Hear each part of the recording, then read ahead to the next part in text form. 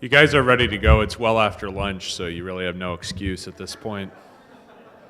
Okay. And dinner is a little while from now, so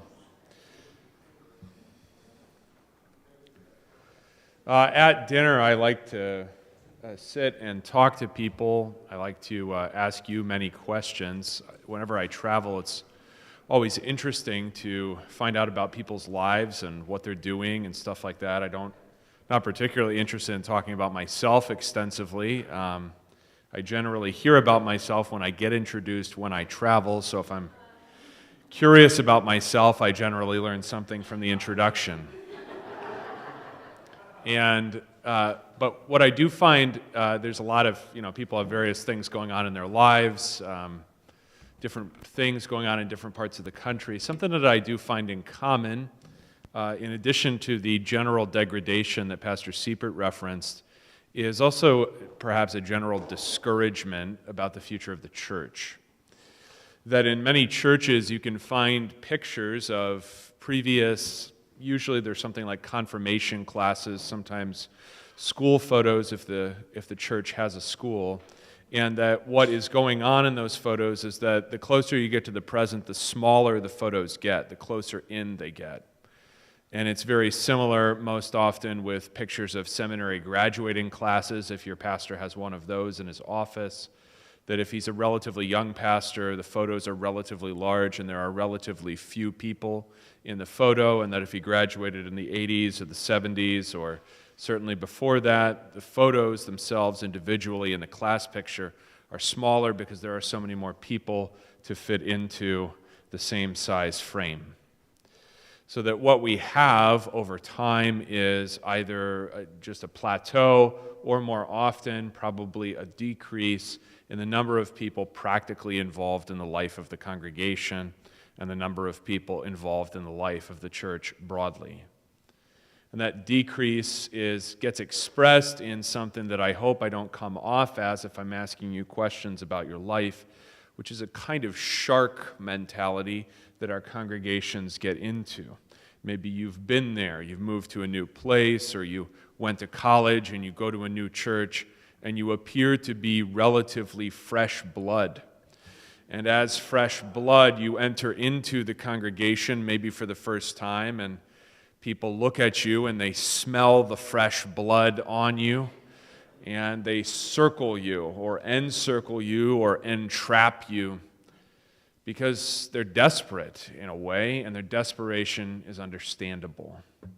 They are unfamiliar with new people coming into the church. They are well aware and very familiar with the idea that their church could die within some measurable, imaginable number of years, and they want you to be part of that not dying. Maybe you've been that congregant, or you've been that pastor, or you are still that congregant or that pastor. But I think the phenomenon is general. It's not absolutely everywhere, but it is general. And it's not really a life that anyone wants to lead. No one wants to be consumed by sharks, nor does anyone really want to be described as a shark. But oftentimes our actions do not agree entirely with our imaginations of ourselves.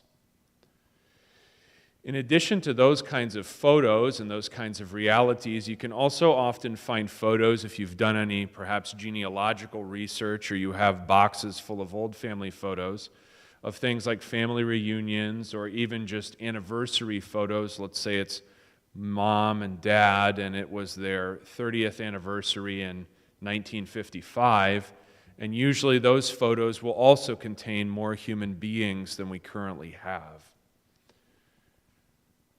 I don't want to start out in talking about these realities in ways that are simply about what we're supposed to do, because I don't think that's what we forgot. I don't think we forgot we were supposed to have kids. I think that a lot of other things changed, and we realized, or we woke up as congregations do when they begin to realize collectively or to discuss collectively that they are nearing death. we woke up and we realized something had drastically changed, and it was like we were asleep. And then sometimes you wake up and you're doing things and you didn't even realize you were doing them. You're drooling on yourself, or you're in a weird position, or one leg is hanging off the bed. And so when people wake up, often it's not just that they fell asleep and they missed some time, it's that a lot of things changed and they don't even know how it happened. And I think that that is perhaps the place to start. Because about this reality, sometimes it is suggested that the very simple solution is for us to be, for Christians in the United States generally, who have the same general difficulties, to be more evangelistic, that is, better able to communicate the gospel to unbelievers and then to bring them into the faith. I have absolutely no problem with that. I even say sort of the same thing myself a lot. I don't, however, say that that is really the solution. Here's why. Most people of any religion come by that religion via their raising. That's true for practically any religion, practically anywhere in the world. So, if there are going to be people in any kind of a church, most of them will have come into that church, or into, let's say, church generally. Perhaps they switch from being a Methodist to being a Presbyterian or something. But they will have come into church by virtue of having been raised more or less in church. And I think it's a mark of the health of many churches, of many synods, the degree of loyalty that their people have. Lutherans are still markedly loyal to their church in a way that, regardless of reduced numbers, many denominations would envy. That is, when a Lutheran moves to a new place, generally he's asking, where is the Lutheran church? That's not true for many churches. For some churches, it's just not true at all, and that's a good thing. If you are raising your children to be Lutherans, then not only are you raising them in specific ways, you're also raising them to be loyal in that very basic way. And it's that loyalty to heritage, loyalty to raising, that is going to really ensure that there is a future. There will be people who, like myself, were not raised in this, who become Lutherans or become Christians, but the numbers of those are always vanishingly small. The numbers of other former Episcopalians I've met in my travels, I could count on one hand, and maybe half of one hand. There are not many of us. So most people are going to be raised to be what they are. Most people are not currently in the United States being raised to be Christians. What's going on? What could change? If we woke up this way and we realized that several embarrassing things were wrong, what did change that got us that way? We're going to suggest two different things.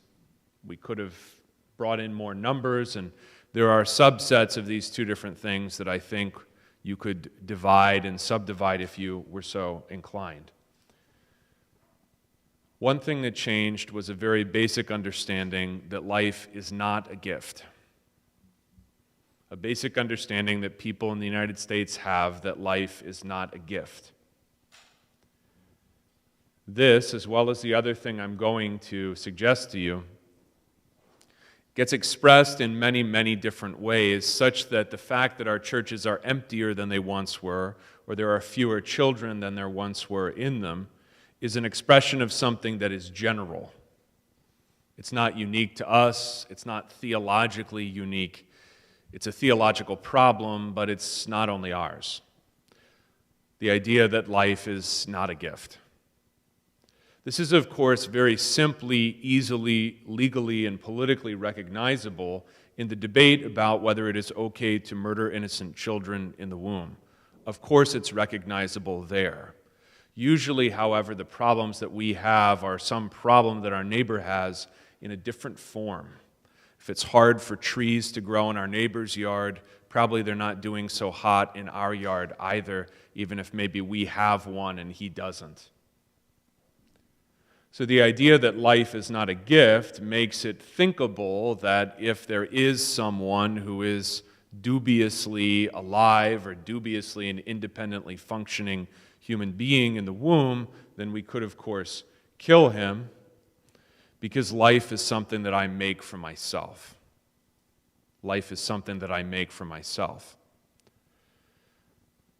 Along the same spectrum, however, is the idea that children are optional generally, or that children are at my disposal as to their number, assortment, intellectual capacities, and lots of other things you could pick. So most people pick the number of their kids. People in other countries where people with Down syndrome are currently being exterminated, for example, many European countries, pick them according to their mental capacities. The issue is always the same, and it's an issue of the primacy of choice or self-making over gift receiving. Self-making over the receiving of gifts. The reason that you had more kids in the past was not simply because people were somehow, God forbid, but I think a lot of us think this on some level, that they were somehow less capable or thoughtful people than we are now, and now we know better, so that's why we have whatever kids we have, or we have a boy and a girl, and as we were told, and it's funny now because sometimes we'll take a subset of the kids to something like the grocery store, so we have one boy and two girls or something like that, and someone says, now you have your family. It's just a subset of a larger number of people we're not even going to tell them about. But the issue is that what's happening is that choice gets exalted over every other thing in life. And it gets applied to human beings in all kinds of ways. And so, of course, it's not just the number of kids that's at issue, it's what kind of kids they're going to be and who they are, and if it's okay for them never to be as intellectually capable as their parents are, or whatever the case may be. But choice becomes definitive of life. Choice is the opposite of receiving gifts. Why was it rude? Why did your mom tell you not to tell your grandma that you already had that toy or those socks that your grandma was giving you at Christmas time or at your birthday? Why was it ever rude to say something to grandma about the fact that you already had that toy? The reason it was a problem is because grandma was trying to give you a gift. She's trying to give you something that you just receive and then you enjoy it. Hey, now I have 2 G.I. Joes, or now I have 2 complete packages of tube socks from Walmart, or whatever the gift was that grandma was giving you. The point is, it was a gift. It wasn't your choice. It's not about what you want. It's not about what you would buy or did buy yourself. It's about the fact that it was a gift. If life is self-made, then it is really by definition no longer a gift. That can be applied in a variety of ways. We can be more or less guilty of obsession with our choices and our self-making and our imagination of what our life would be with 10 kids if that's what we want, or no kids if that's what we want. But the problem is always the obsession with self and with choice. That's one thing. And like Pastor Siepert was saying, Romans 1 is not just about the specific sin that other people are committing, in that case a sexual sin in Romans 1. Paul brings it up as a pointed example of a general problem. So if I see somebody trying to fashion her own life by getting rid of her child, I'm not just asking myself, what's wrong with that? What's wrong with her decision? I'm asking myself, what's wrong with us, that that's even thinkable legally or personally in our country? And it seems to make more sense that we would have this problem at all because of a general obsession with self-making and choice than that she alone of all human beings alive today is just doing something crazy no one else would ever do or ever do anything like. The obsession with choice is related to the other issue that I think plays into this most. It comes out of a sense that life is a series of choices I've made. And it has to do, and this is a little bit more like waking up with your leg hanging off the bed than anything else, but an idea that life has just changed and we just have to accept that. Life has just changed from the way it was for our great-grandparents, and we just have to accept that. And by that, I don't mean the technologies that we use. We no longer wait for telegrams to arrive. We download Telegram, right? Or we no longer listen to the radio and turn on the set at a specific time to listen to Walter Meyer on the Lutheran Hour, right? We're listening to podcasts or playing music constantly, whatever it is that we're filling our ears with all the time. It's not just that technology has changed. Obviously, the technological circumstances of daily life are different than they were even for ourselves 10 or 20 years ago, let alone for our great-grandparents. It's an acceptance that somehow technological change equals a change in human nature. That humans get updated, new packages installed, that humans are shaped somewhat like a technology. Again, this exists along a spectrum.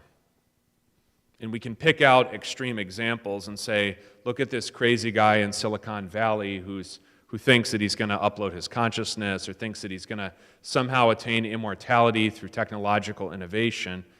Or we can see how our lives do get changed by technology in ways that end up splitting up the family.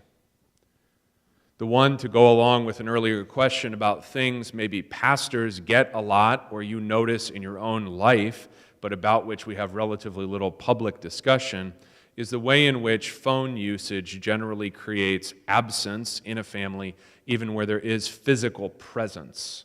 So the person is in the room with the other person, but only one person needs to be on his phone in order for the absence to be created, whereby it's like he is not there.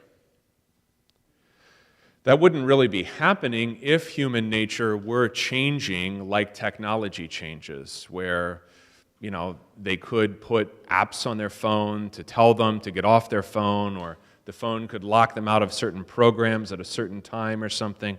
But the reason that's not going on, even if the person is sitting there scrolling and feeling guilty about the fact that he's scrolling, but he continues to scroll, the reason that's not happening is because the human nature is still addicted to whatever is going on the phone, even though the technology itself does exist for him to stop. The problem there is not that not enough people have done uptake on some new app that's going to help them focus more. It's that in and of themselves, the way to avoid life is not to focus. The way to avoid the responsibilities that the gifts of family entail is to stay away from them. The way to avoid the weight of presence is to pursue absence. It's that combination of a delusion that life is not a gift, along with an illusion that somehow human nature will change fundamentally or has changed fundamentally so that the rules are different than they were for our great-grandparents, who might have even policed kinds of things like not putting our elbows on the table, and we just think that's absurd now. But they had a certain way that they wanted people to be present, and it's not just that we're allowing the elbows on the table, it's that we don't even require you to really look at each other when you are in the same room.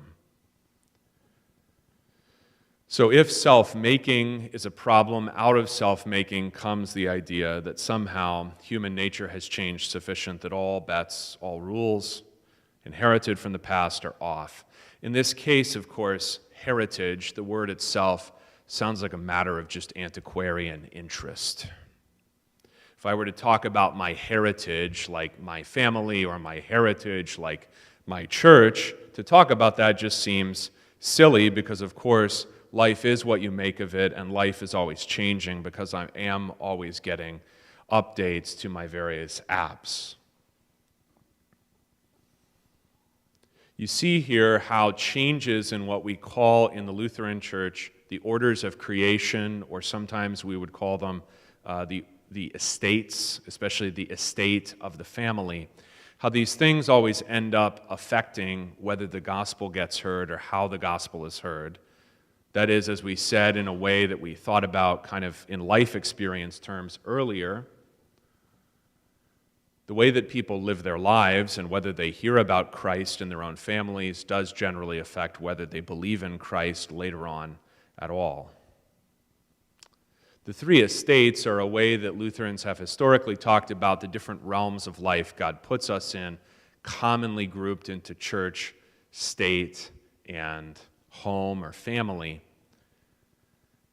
Our first contention for this hour is that if the family is the one that's most messed up, the other two can't help being horribly awry. I'm not really surprised at the declining numbers of kids in the confirmation pictures because the family is the thing that was attacked most severely in that time as those numbers went down. There have been upheavals in the church, that's for sure. But most congregations are not living day to day, week to week over specifically churchly controversies. They're not aware of what debates are going on inside the halls of power in their synod. They are not discussing endlessly differences between synods. They are not discussing the nature of history and whether the Wauwatosa theologians were properly appropriated in the Wisconsin Synod or not, generally, as far as I know. This group may be different, and so my generalizations may be totally wrong. But they are reflecting week to week the dynamics going on in those families. The families the people come from, even if they don't or can't bring their families with them to church, and the dynamics inside those families that are in the church together, they are reflecting those. Even if it's a sort of anonymous suburban congregation where people barely know each other, down to a rural congregation where people often will share life together day to day, see each other regularly, regardless of whether you know each other well or you don't, you are engaged in each other's families all of the time. Just like when you're talking to somebody, you're hearing her mother's way of saying things because she's reflecting that, or his father's way of moving his hands when he talks, which is exactly what I'm doing right now. So you're always dealing with other people's families whenever you deal with them, even if you don't know those families. It's why these questions about self-making or fundamental changes in human nature, both of which I think are wrong, we do not make ourselves, and human nature does not change except in Christ for the better. It's why those assertions matter, those falsehoods matter so much. It's not just a numbers question that you would have to think about like you're desperate and you haven't gotten a new member in roughly 19 to 20 months and the last new member you got left. That's a certain kind of worry. There's also the reality that you really don't want to live life with people whose family lives are fundamentally disordered. It makes life miserable. They are miserable, and then they can make and do make other people miserable as their family life has made them miserable. So these kinds of disorder, destruction, sadness, these don't just stay inside the estate of the family as if they're self-contained there any more than a problem in the church, as we talked about in the first hour this morning, somehow remains confined to the church and the state's dictates don't somehow come into the church and have to be dealt with. The estates, the realms of life in which God has placed us, all talk to and interact with, both for better and for worse, one another. They're not, and they never have been, self-contained. People were not nearly so worried about the disappearance of the Lutheran Church or the disappearance of churches generally when people's family lives were differently ordered. So what did change? What is it that we realize when we wake up? How did my leg start hanging off the bed this way? In addition to the two false assertions we already recognized, let's say this: We believed that somehow there were parts of life in which God had no jurisdiction.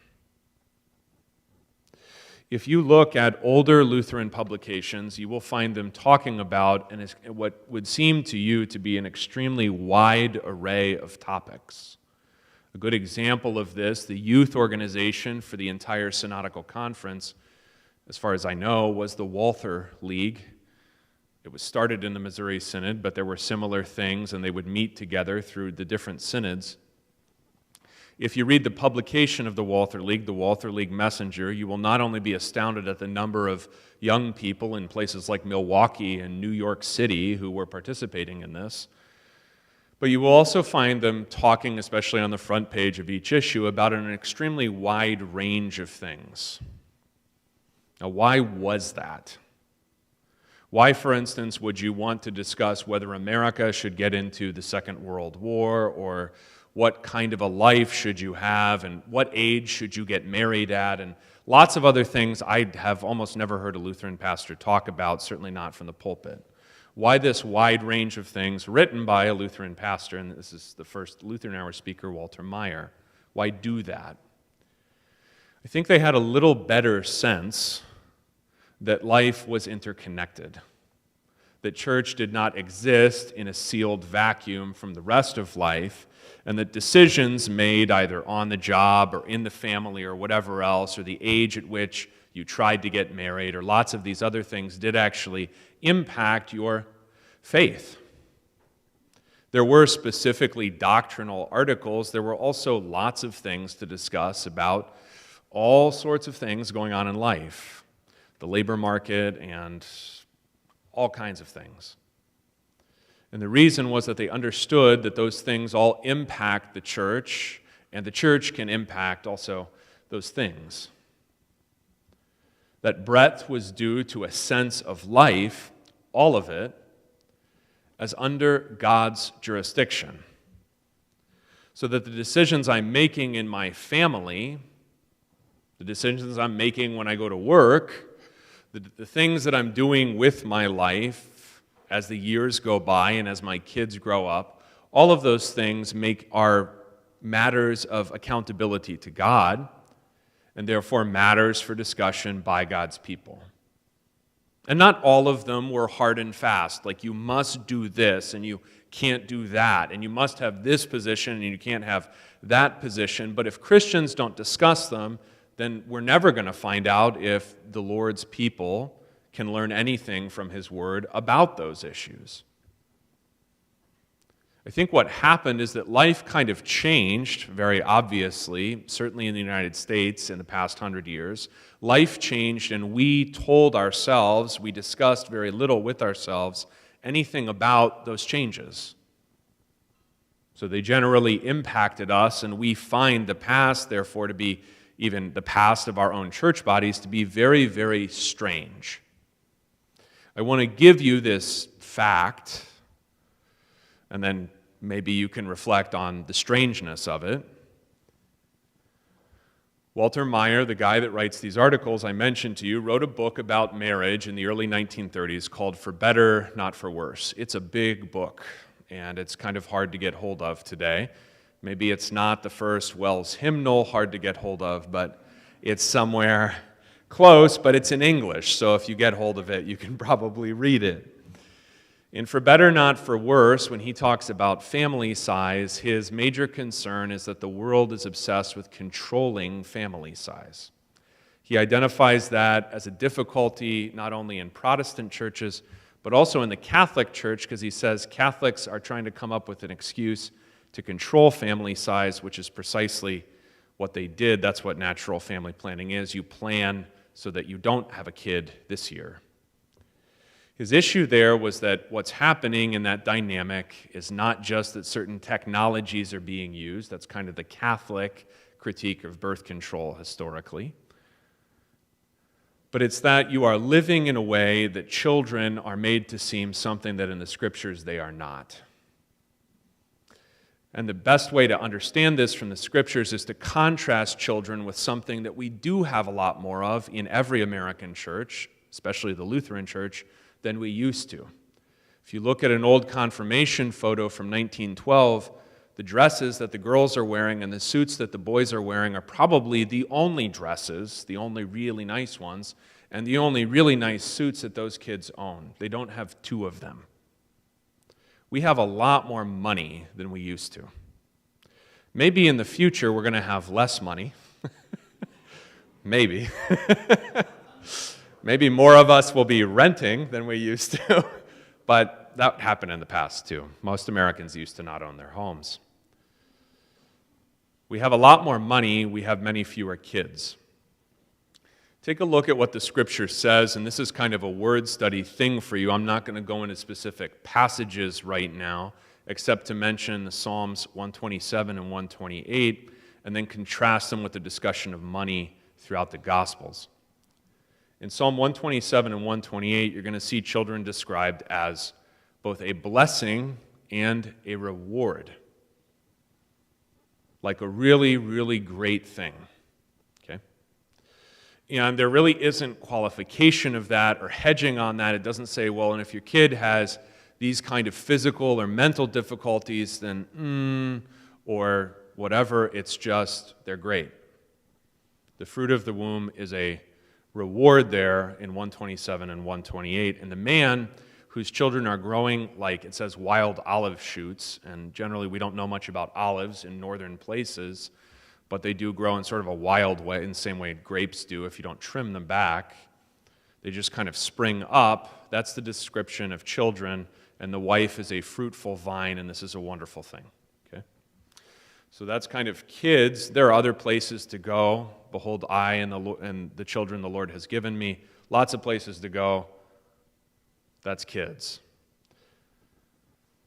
Money is set on the other side, not as in its own way an absolute evil, such that touching it is bad. It's not money that is the root of all evil. It is the love of money.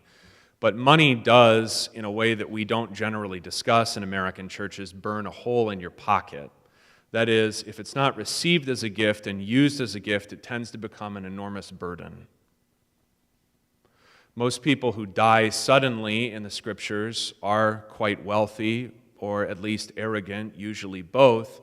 Certainly in Luke's Gospel, money becomes a burden such that the rich fool, as well as the rich man, contrasted with Lazarus, die with a lot on their hands. And all the stuff that they had, all those gifts of wealth that they did receive, proved to be a snare and a burden to them finally. It's why the entrance of the rich man into the kingdom of God is described as very difficult.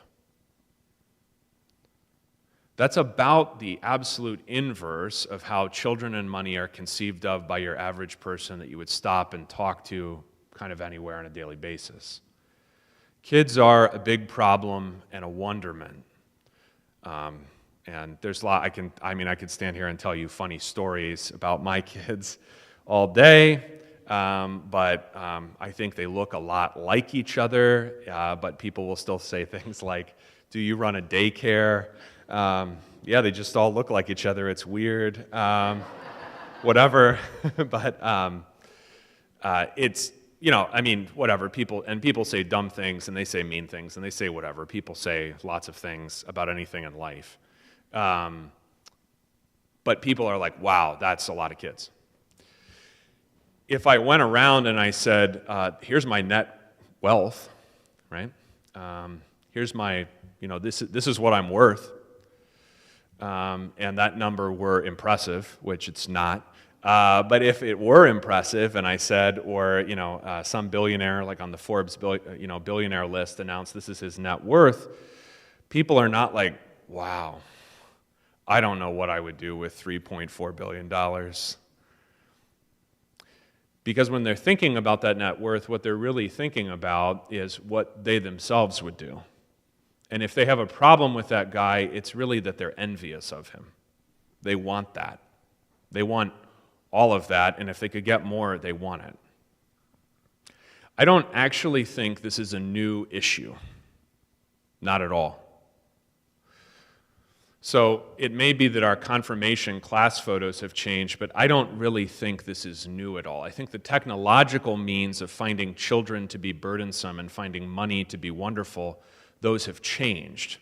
It's easier to get richer, perhaps, than it's been at many other times in human history. And it's easier not to have children or not to have whatever your reckoning of too many is than it ever has been in human history. But it's not really a new phenomenon, because I don't believe that human nature has changed. If it hasn't changed, however, I also don't believe that life is not a gift. And that's where we want to begin with our sort of positive assertions, not just our diagnoses, but our positive assertions followed by some practical suggestions like we did in the first talk. I think what we have to recognize, first of all, is that if children are a reward or a gift, then life itself generally is also the same.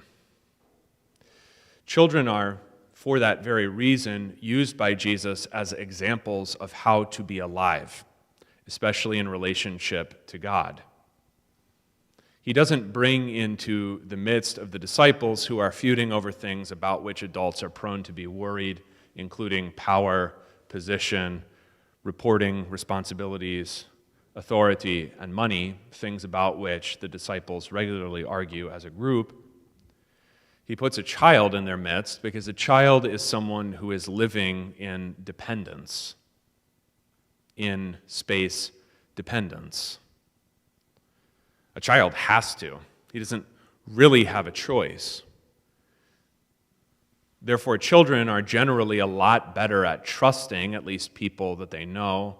I think mine are maybe a little bit more suspicious than other people's children, which causes us some embarrassment when we meet new people, and my children are cold, hostile, whatever the case may be. Okay, maybe they're expressing something deep inside of me. That's usually the case when they do something wrong.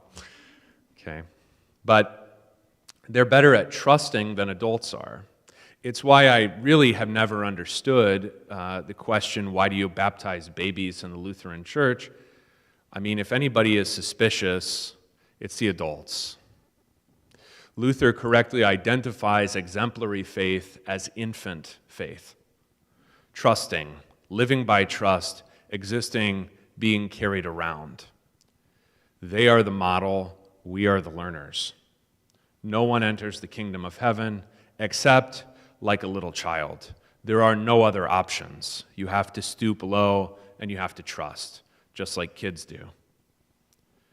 Kids not only make you aware, but also in themselves express the nature of life, its fragility, its beauty, the short time that it lasts, and the nature of trusting. They understand these things, not rationally, but they understand them and they live them in ways that adults are actually taught by the Lord to learn from. They express, both in their existence and in their way of existing, the fact that life is a gift, from first to last. This is why when Paul talks about possessions, he asks a question that really only seems obvious to a child. It's supposed to be a rhetorical question to the Corinthians, but it doesn't seem obvious to adults. That's why he has to say it explicitly. He says to them, "What do you have that you have not received?" For a kid, he could pick up his shirt and point to his shoes and point to the tube socks he got from grandma and the twin bed that he received as a hand-me-down from his cousin and everything else that he has and say, everything I have, the shirt I'm wearing, the haircut I just got from my dad in the bathroom, all the things that I have received. I don't pay for anything. I just go places and my parents give me stuff, and then on Christmas they give me more stuff, and everything I have received.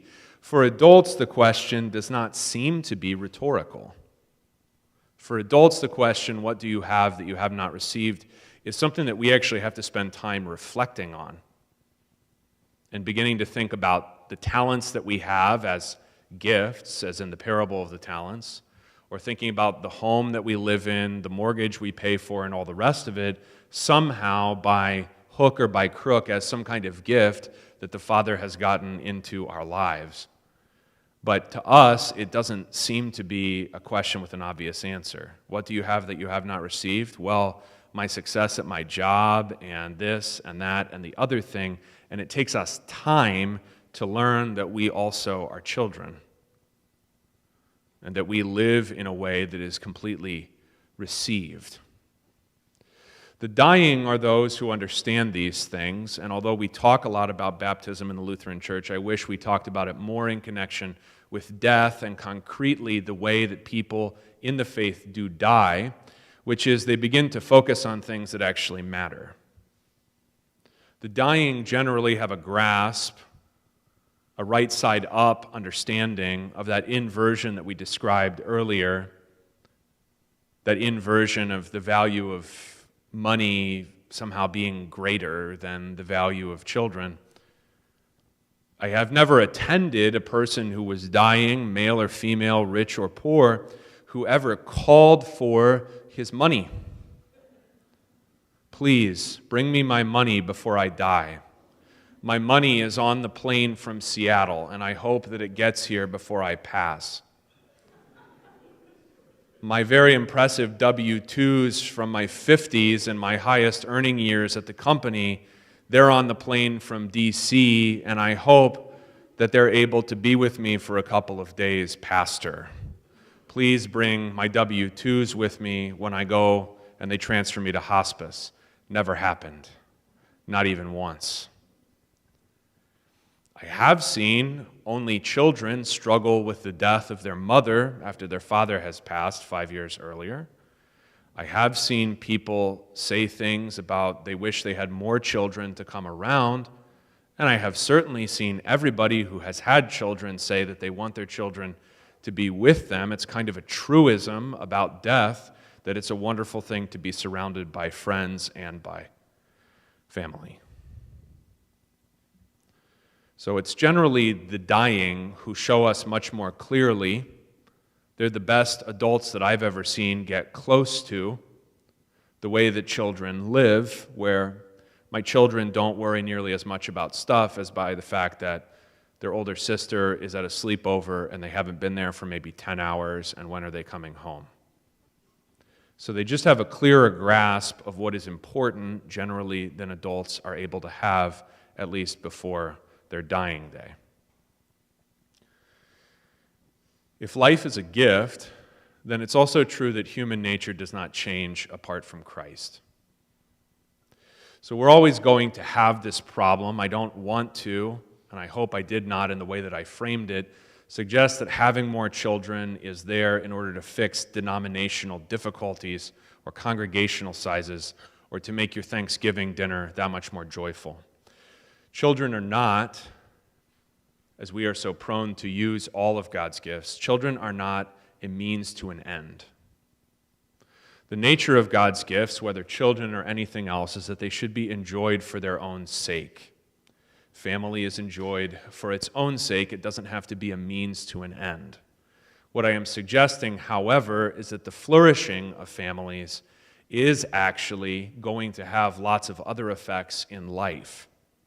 That when you meet someone who was raised well, or a family that is happy being what it is, then you are encountering something that is blessing all the other realms of life that that family steps into. Like we said earlier, life begins, but it does not end at the front door, in the home.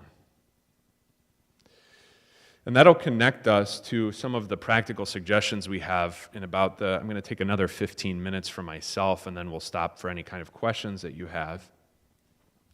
The practical suggestions. So one of the things that we saw with the understanding of children and money is an inversion.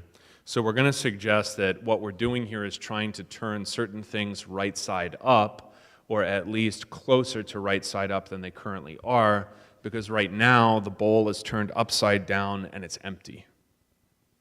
And that's an image of life that God uses when he is punishing his people. It's used first in Deuteronomy and then repeated in the prophets, that in his punishment of them, he will shake them off and shake off everything they have in the way that you do when you turn the bowl upside down, wipe it, and then flip the dishwater out of the rag, and the bowl is completely empty. There's nothing in it anymore. And a lot of us have looked at our congregations and envisioned the bowl empty and upside down, completely clean in the worst possible way, in the way that God, when he talks about famines in the scriptures, speaks about having cleanness of teeth. Your teeth are clean not because you brush them, but because you have had nothing to eat, empty. There's an upside-downness to life that I think has been there for a long time. It inheres in sinful human nature. It's simply becoming more and more obviously and openly expressed. So if I can express a difference between 100 years ago and now, it's not that human nature has changed, but it is that, especially technological changes and other kinds of changes, have made human sin much more openly and obviously expressed. That also creates more sin. I don't believe that there were kids in elementary school in 1922 trying to imagine what it would be like if they turned into cats. Now, there are kids in school, this is not scare tactics, this is like life. There are kids in school now pretending to be cats, dogs, other things. What's going on? Because a lot of people, especially if you weren't paying attention, see this as something totally new. But this is in the nature of sin, not only to turn life upside down so that boys would want to be girls and girls boys, or humans would want to be something else, but some humans want to pretend to be cats, but a lot of humans think they're supposed to turn into angels when they die, which is a denigration of the glory of being human and the fact that it is human nature that is seated on high. So problems are always here, but especially when sin gets emboldened, then it begins to express itself in a way which is exceedingly sinful, and that's where we are now, for sure. Things openly expressed, things clearly expressed, and in the baby carrier behind me in the security line on the way here. Now, this was Denver, not Wisconsin, but there was a lady with a baby carrier like my wife has for the little ones, but there was like a little white dog inside of the baby carrier with the legs splayed out like a baby. I don't think the dog was comfortable. Okay? I don't look at that lady or that dog and think like, oh, what a horrible person. I think that that's on some kind of spectrum with a lot of other things, and a lot of life is turned upside down. What can we do to turn it right side up? First is the basic idea that the scriptures are actually sufficient not only for faith, but also for life. So they show us how to be wise in daily life. They show us how to be wise in daily life, especially parts of the scriptures that are relatively neglected in our lectionaries, such as Proverbs. They give us not just advice, but principles that we're supposed to meditate on and then figure out how to apply so that life has a certain shape for which it is set up. That is, that in life, it doesn't matter nearly so much how I feel or what I think apart from the Scriptures. What matters is what I learn from the Scriptures about how to be. Unfortunately, I think a lot of times in the Lutheran Church, we can find discussion of that reality to pastors. We do tell pastors they have to be a certain way. We rarely tell mothers or people in business or lots of other things what the Scriptures teach them about their lives and what pattern that has. That life really is more about learning to fill the vocations, or to say it maybe in a more colloquial way, to play the roles that you have been given, than it is about what you want or discovering your true self or lots of other ways that modern people inside and outside the church, but certainly apart from the Bible, think about how to fashion their lives. Pick up your cross and follow me is not an invitation to self-discovery. It's an invitation to death. You die in your role as a mother, or as somebody who's actually honest at work, or as someone who doesn't lie to the other people that you are on your city council with, or whatever role you have. It always entails death. It always has. And if that was enough for your master, it's going to be enough for you. Maybe over and over again.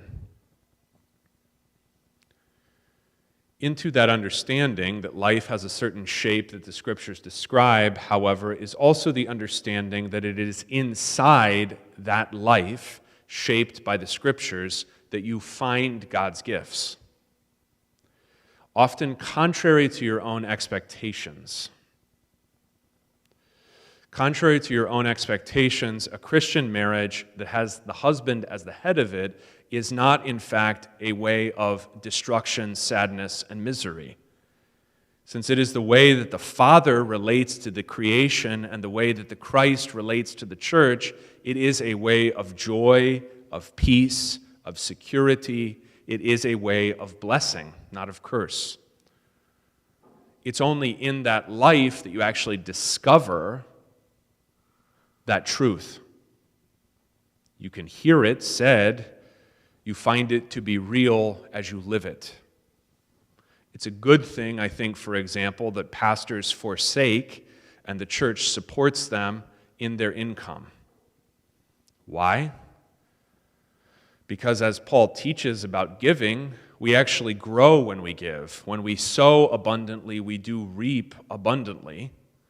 And that if the pastor is giving up one thing and then giving his heart to this, he will grow in ways that he can't imagine when all he's thinking about is giving up this particular secure source of income and going instead into the church, where he'll never get paid as much, never, not again in his life.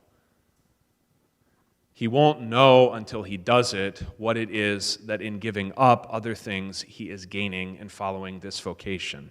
It is no different with motherhood or honesty or lots of other things that the Scriptures give as a shape for people's lives.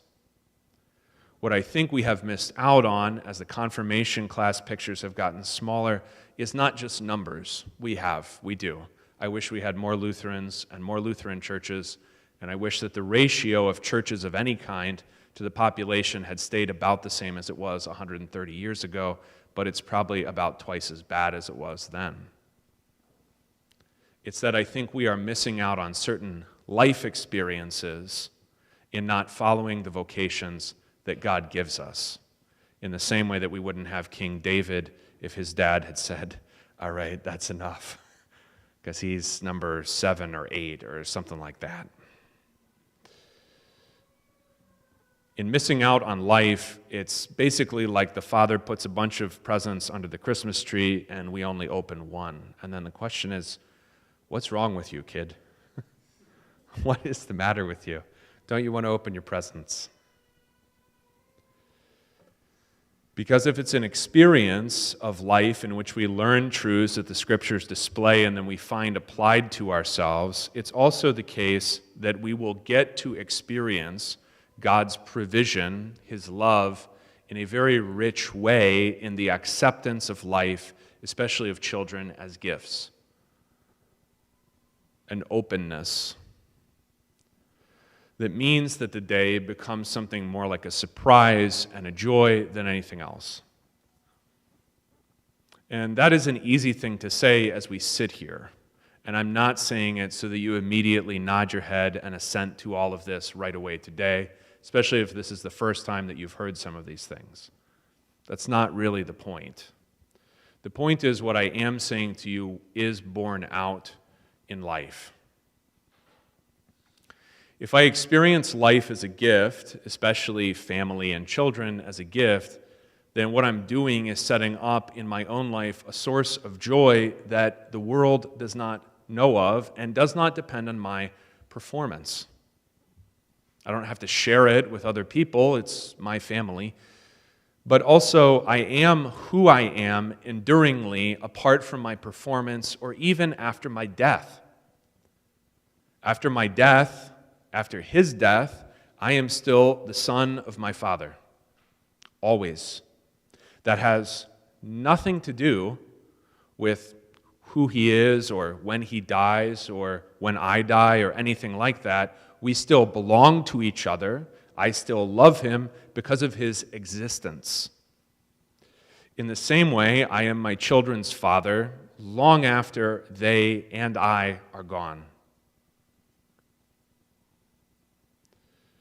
This gives you, in an earthly way, the closest analogy we really have, which is why I think God uses the words that he does in Scripture to describe his relationship to us, the closest thing that it is to experiencing a little picture, almost as it were, of life eternal, enduring, loving existence. The family and the gospel are so closely interrelated that Paul begins to speak about the beauty of the gospel in Ephesians 5. He's supposed to be giving sort of a wedding sermon and explaining what the man and the woman are supposed to do, but he gets caught up talking about Christ and the church because God has put a little picture of the gospel in the relationship between the man and the woman. Our ordering of our lives according to the Scriptures between the man and the woman and between the parents and the children is not just there because we want to have the right answers. It is there in the Scriptures because it shows forth the nature of God himself, and especially of his love, which is enduring and does not pass away and is happy to have more of us. If you can imagine it this way, don't just think of confirmation class photos or seminary class photos of some size. Think about how God looks at the congregation as it sits there, whether there are 30 people or whether there are 300 people. He obviously knows things that not even their own families know about themselves. But I don't think that he thinks of them, certainly in his word he does not speak of them as if they are to him some kind of burden, some kind of difficulty. I wish I had fewer and better Lutherans. I don't think he thinks of us that way. I wish I had fewer and better Christians. Now, the pastor in his worst moments might think that. I wish I had fewer and better Lutherans in this congregation, and I wish that fewer of them messed up their own lives, and I wish that fewer of them complained about basic Lutheran things. I mean, those are his worst moments, though. In our worst moments, maybe we think the same way about our kids. I wish I had better kids or fewer better kids or whatever. But the Father is not so we should not be so. He is happy to have us. So when Christ is cited from the Old Testament, speaking in the letter to the Hebrews, it speaks of his delight not only in obtaining our salvation, everything necessary for the gift of eternal life to be given to us. It speaks of him as the firstborn among many brothers, and of him as leading many sons to glory, many being used all over the Scriptures, not as a description of just a few, but of a great multitude. This is my blood of the covenant shed for the many, for the whole lot of them, the whole bunch. And he is happy to have us. So that when he talks about the gift of life, and especially of abundant eternal life that he gives to us, he doesn't describe the bowl that is so clean and empty nobody ever uses it, nobody ever even eats in this kitchen, it's just for display. There are no kids to come into this kitchen to eat and make it messy, and that's kind of nice, and the kitchen is really expensive, and the countertops are all marble, and all the bowls are empty and totally clean. When he describes life eternal, he speaks about a bushel basket on a farm. Maybe you get one of these if you do some apple picking, or you're maybe getting potatoes out of the field, whatever it is that you're doing. The basket is dirty. It is messy, and more things are going to need to be put into it. But he describes the gospel in this way, that he will give to you good measure, and he's going to have to push down to fit in all that he wants to give. pressed down. Then, like a nice guy, he's going to shake it together so that some of it falls closer to the bottom, so there's a little more space to be put on top. Pressed down, shaken together, and then, as also David says in the 23rd Psalm, the gifts that he gives to you are going to be running over. Pressed down, shaken together, running over, and there's always more. Thank you.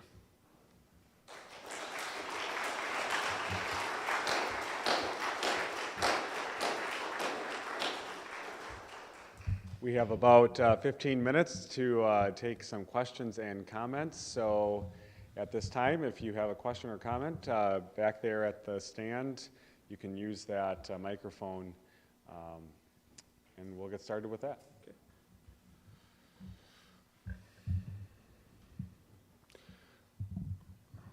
Okay. We've lulled them into just quiet somnolence, so we're okay. The chaplain is getting ready. Anybody? I will say, Yeah. You talk about, it's not always clean, it's messy. Yeah. It reminded me of me telling our 7-year-old we need to clean up. Well, I didn't make the mess. And I said, well, now you know how it is for mom and dad. The messes that we didn't make. And she said, well, I'm tired of being like a parent. Just then. But she's happy to be mom number 2 at other times, I'm sure. Yeah. Yep, that's how they are. Yeah. Yeah, go ahead, Bill. I can repeat it, sure. That concept that you brought up right midway, you talked about how disorder spreads misery wherever it's at. Again, that idea just kind of made me think about something that comes up a lot. Anytime family is discussed, at least in my experience, it's always kind of like, well, what about this single mother here? Are we going to just abandon them? It's like, well, no, we're not going to abandon them. Right, yeah. We have great concern here. And I guess I did explain something there. When we promote the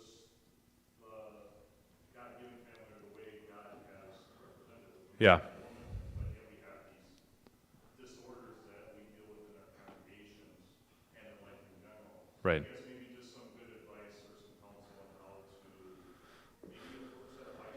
Yeah. Okay, there are several things about approach here that are helpful to say about how to discuss family. I think the first of them is that modern people seem to have an issue immediately with the idea that there is a best way to do things. Okay, so there's kind of a baked-in relativism to modern life that makes people feel irksome about the fact that you're saying there is a best way to do things. And I think that there's a lot that goes into that, but the basic understanding is that if I can never look bad to myself, I really can't ever repent. And if we don't allow the scriptures to speak, we will never look bad to ourselves. It'll just be like, well, I chose this form of life that is totally chaotic and that my children resent, and I chose this other form of life, but these are the same. And everyone knows on some level that's a lie. That's why when people discuss these things and they are relativistic, they'll say, blank is just as good as the traditional family. You don't have to say that if you actually believe it. So if I'm an ugly guy and I say I'm just as handsome as Bill is, there's no reason for me to say that if I actually believe it. That would be like saying, well, I'm just as tall as an NBA player. Well, I'm not. It's silly. So there's a baked-in relativism that you just always have to, I kind of presume it, especially on personal matters, but that can't really prevent you from speaking. But because that relativism is baked in, or even skepticism about there is a best way to do these things, I try to talk about them in a way, and I hope you heard this, that is related to the nature of God and of His gospel. That this is not a matter of, me or anyone else being like, You have to do it like this because that's the right way to, and you end up kind of sounding like a hall monitor. Because I don't think that's the nature of the life that God gives people, where you experience his gifts as if they are, like, I'm so glad the hall monitor told me to stop running in the hallway. You're not. Like, you want to run, you know? You just happen to be walking because he's looking at you and he's going to report you to the principal. So I try not to talk about these things as far as approach goes in a way that either reinforces relativism or ignores it. Because I think that people, underneath relativism is always some kind of lie that they're telling themselves. This life that I've created that is totally chaotic and self-destructive is just as good as your marriage. And they know it's not true, and that's the reason they're expressing the relativism that they are. So underneath that lie is some realization of truth that they have, and I want to appeal to that by saying, like, you know what you're doing is horrible and it's killing you or your kids or whatever, literally or figuratively. So here's a better way of life, which is how God himself presents these things in Proverbs, where the dad is telling the son, you're going to go out into the world. Here's a better way of life that your mother and I have taught you than what the world's going to present to you. Yep. Other questions? Other comments? Yeah, David, go ahead. Another thought. I read an article by David Brooks on, I don't remember the title exactly, but it was pretty much on the failure of the nuclear family. Yeah. And how it was not a good thing. Yeah. And there was some, I think, good takeaways from there, although you had to weed out the modern ideas of children and so on and so Sure. forth.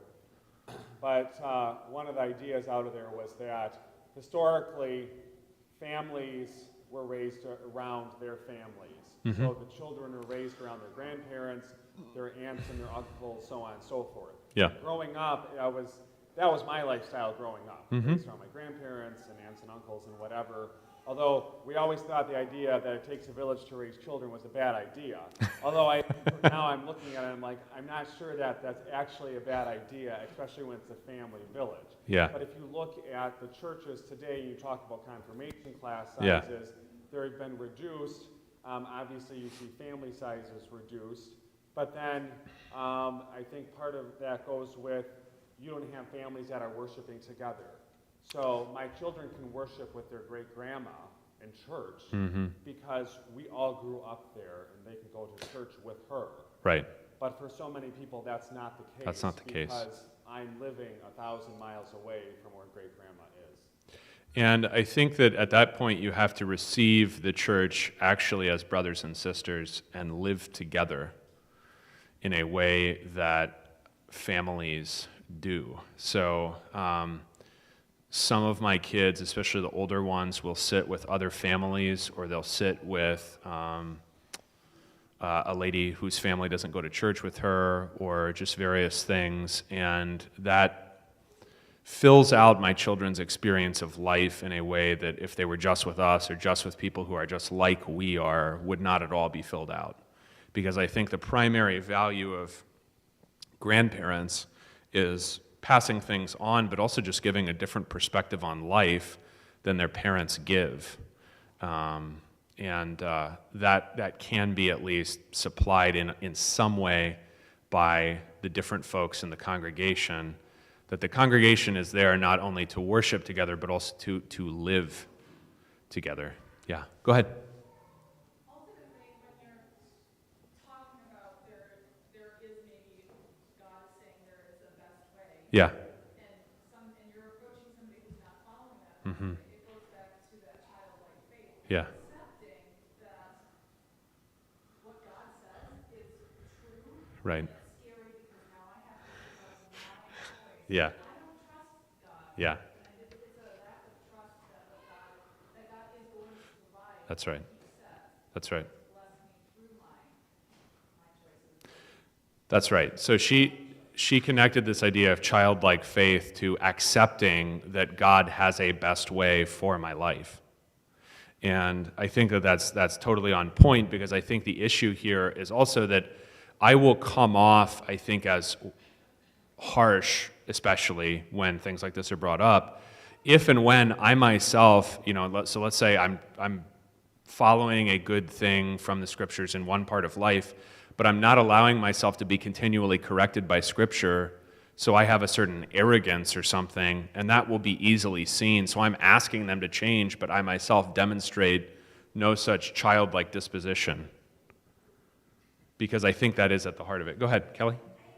Struggle with this because I don't know if it's just our church, but like I don't feel like we don't talk about kids,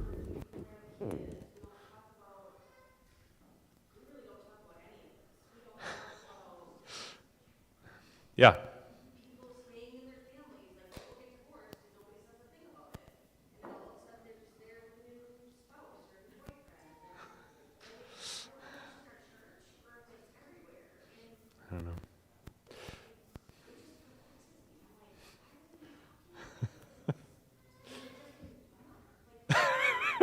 It's just, yeah, as far as I know, I read this, it was in the New York Times, it was like Toma, Wisconsin. That's the problem. Yeah, I think that addressing these things is sort of like, it's the open discussion of the word applied to family. And it would entail giving up a sense of, my family is my family, but regarding the world, and this is why marriage has always been also a concern of the state, it's a public reality. And when that public reality changes, we kind of act like it's just your private business. Like I just decided to start wearing like yellow suits. Like that's weird, but that's you. Like we're not going to have nobody in the elders meeting is going to discuss the fact that pastor's now wearing yellow suits. Yeah. Mm-hmm. Yeah. Yeah, sure.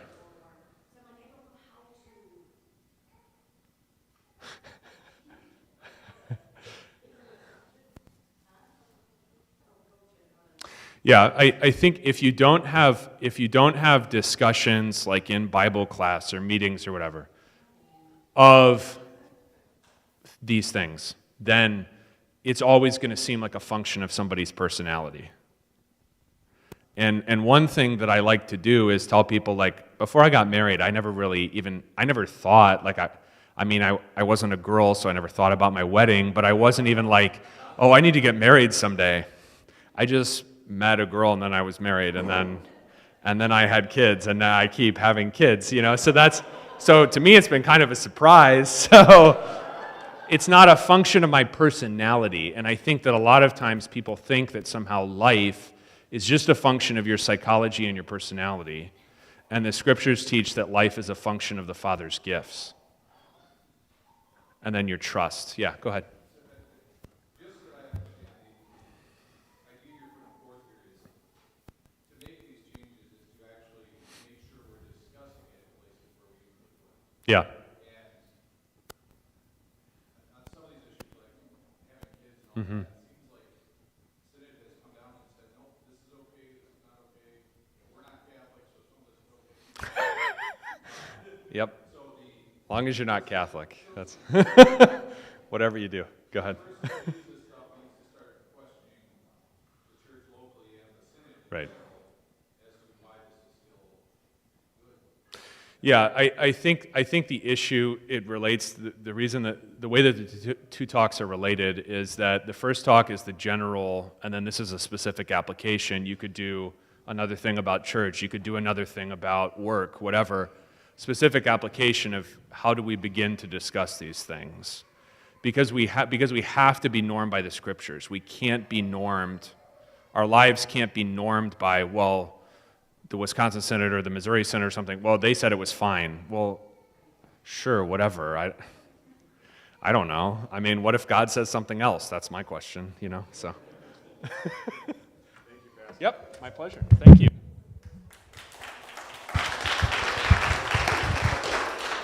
I have to say that when Return to Wittenberg first started, not intentionally so, I don't think, but we were more towards, we kind of had a limited demographic with in our conferences. In the last few years, we've been able to open it up to where it's oriented to many more people, including families, and I think this presentation has reminded me of that and what a blessing it's been to be able to open it up to not just guys who are interested in theology, but also to our wives and to our children.